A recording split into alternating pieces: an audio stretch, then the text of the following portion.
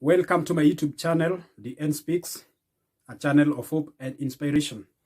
I want to do a video titled, What Kills Relationships? Yeah, interesting, eh? Now, you see, it is the desire of every man and woman to enter into a relationship that has life.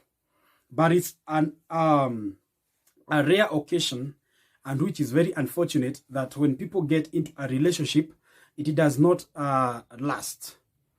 It does not last at all because it cannot be able to withstand the pressure that comes with relationships. And relationship is hard work. It involves a lot of hard work. It involves a lot of sacrifices. It involves a lot of understanding. Now, what kills relationships? And one of the things that kills a relationship is something called stonewalling. Stonewalling is putting up defenses. It also involves emotional disengaging. This is in a situation whereby you have an issue with your partner, and your partner is willing to resolve that matter. Your partner is saying, no, let's come reason together. We need to get an answer to this problem. But the other partner is like disengaging. They're like, I don't care. I'm just okay with the status quo. Whatever is happening, let it remain that way. I mean, I'm not going to be part of the solution. I want things to remain the way they're supposed to be. Stonewalling has really contributed to a lot of relationships that were meant to enter to go into marriages to cripple. Why?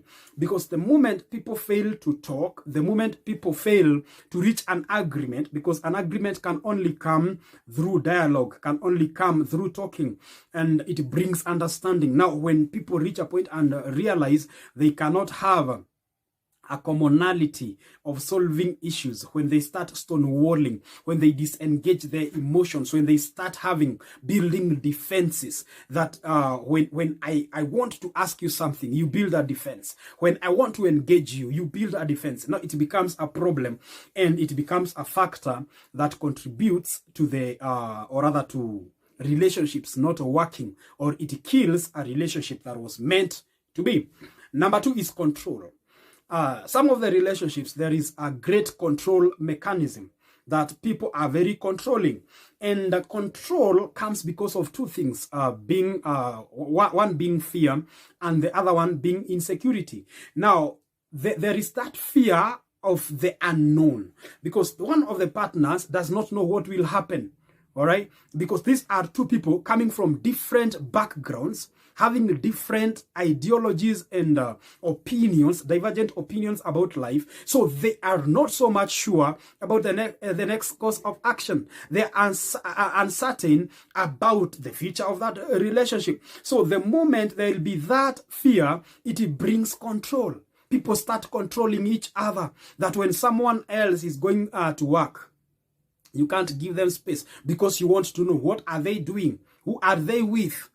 All right? It brings all those elements. And also, there is the fear of abandonment. Maybe one of the parties feel that my partner might leave me. All right? They feel the way they are doing things, they might leave me, and I might not be able to withstand these things.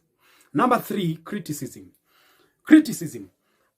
There is negative criticism and positive criticism. And the moment people will be able to draw the line between the areas on how you are supposed to engage positive criticism, things will start working.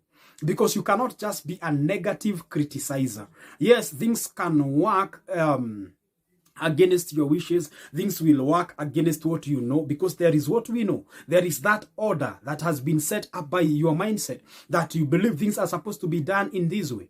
Now, you need also to be flexible. You tell yourself, by the fact that this person, they have their belief system, I have my own belief system. So the best thing that we can be able to do is to compromise and reach an amicable agreement of how things are going to be done. Otherwise, people will start having negative criticism, that when one of the parties do something, you keep criticizing, you keep fighting. So you will find yourself, you're on the same team, but you are not fighting for a common goal. You are fighting against each other. And the moment you start criticizing each other, it will definitely kill the relationship. Number four is unrealistic expectations.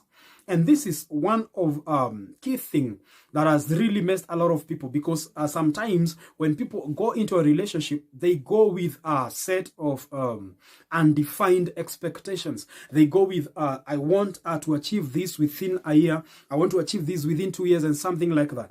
But now you see, most of the expectations are weird expectations. They are expectations that are beyond human comprehension.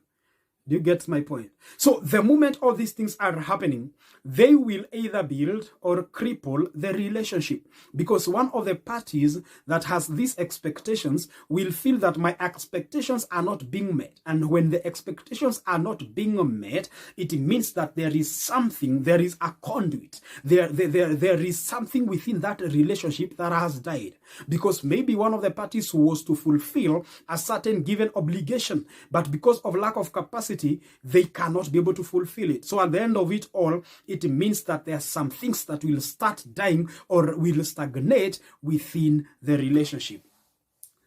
The other thing that, the last point that now kills relationships is something called mind reading. All right? Mind reading. Now, when you talk about mind reading, it's all about assumption. You see, many people make, or rather like making assumptions about everything. Before someone says something, you have already made an assumption. All right? People become prejudiced. That you make an assumption instead of listening. You make a judgment instead of compassion. And when you reach that point, you just realize that relationship cannot stand the test of time. That people should listen to each other. People should listen and get to know why did they did whatever they did in that situation. Because when we give ourselves time to listen and to learn, it becomes easy. We cannot judge. We cannot be at a point of pointing fingers. When we listen and we tell ourselves, yes, this person failed, this person did something that was not reasonable, that was not good, but let me first listen from their end to know what was happening. And when we become good listeners, it means that we are going to give each other a chance to express and to explain why things happened the way they were happening. Because things don't just happen. There is something that triggers something.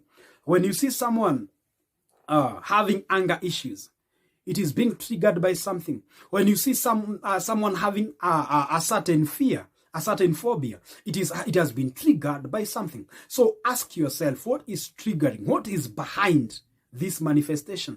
And the moment you put yourself in that state of learning, of observing, it will become easier for you, and you'll be able to understand your partner, and you will become a working team. You will not be fighting against each other. You'll be fighting against the problem. And the moment you fight against the problem, it is easy to say that your relationship is gonna stand the test of time. Thank you so much for watching that video. Keep subscribing, share with your family. We are going to have a lot of content. Let them know about the existence of this YouTube channel, DN Speaks. Shalom, shalom, shalom.